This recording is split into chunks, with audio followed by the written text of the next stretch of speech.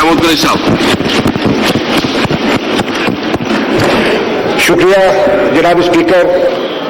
قائد حزب اختلاف نے ابھی اپنے خیالات کا اظہار کیا اور ہم نے سب نے بڑے تحمل سے اور کئی بینچز نے بڑے احترام سے ان کی گفتگو سنی.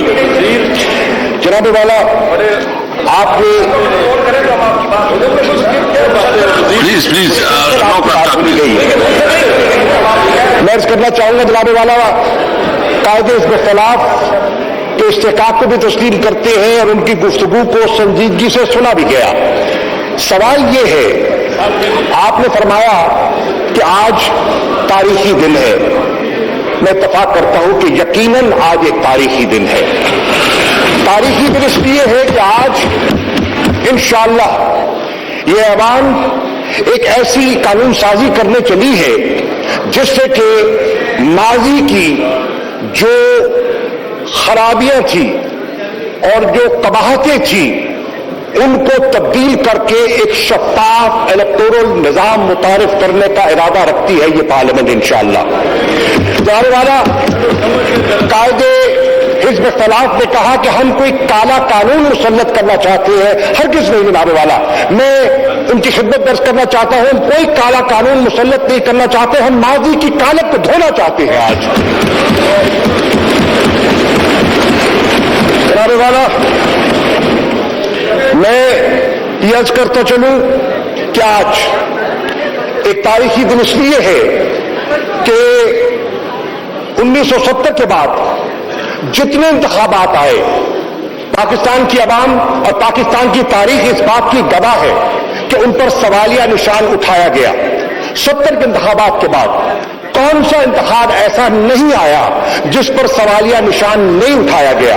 کبھی پاکستان پیپلز پارٹی نے کہا کہ ان کے ساتھ ناانصافی ہوئی ہے، دھاندلی ہوئی ہے. کبھی پاکستان مسلم لیگ نون نے کہا کہ دھاندلی ہوئی ہے.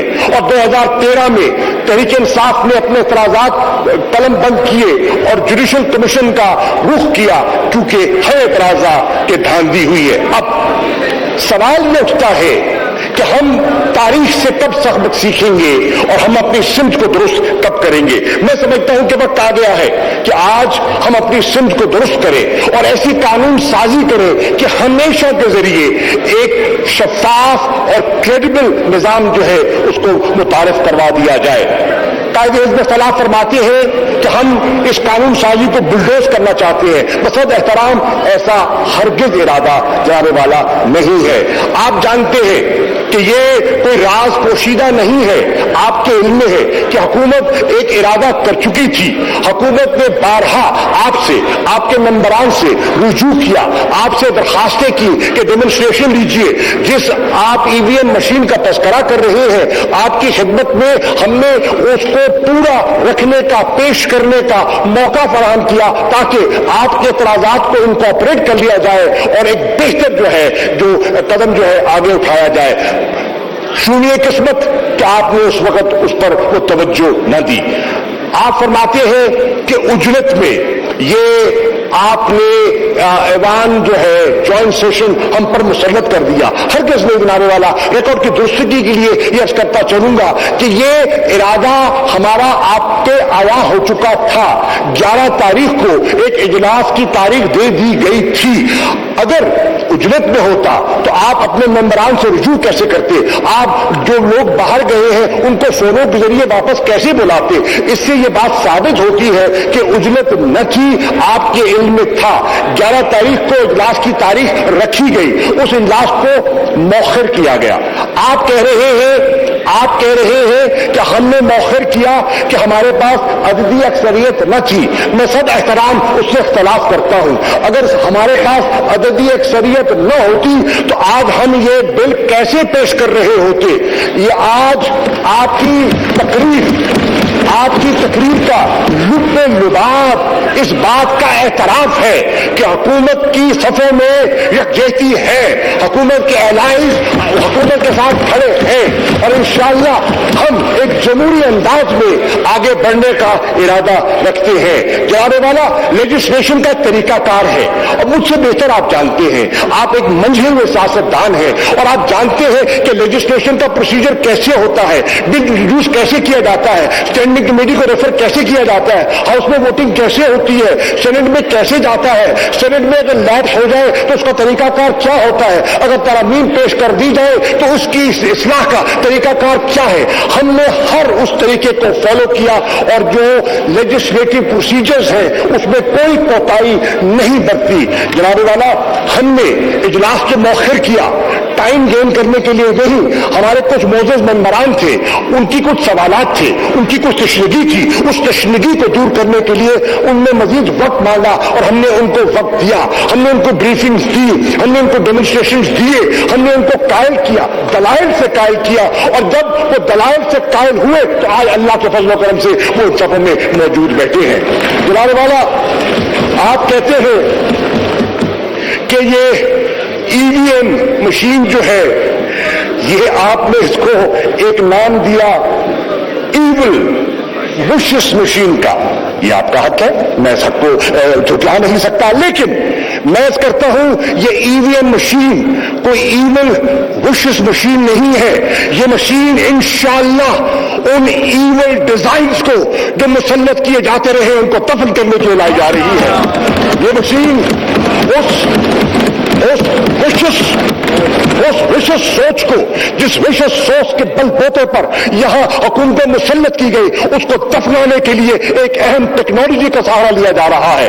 आज आप कहते हैं दुनिया आगे बढ़ रही है, टेक्नोलॉजी के जरिए हम ट्रांसपेरेंसी, शफाफियत और एक क्रेडिबल प्रोसेस को हम तरजीह देना चाहते हैं और इंशाअल्लाह उसको आगे लेकर चलेंगे।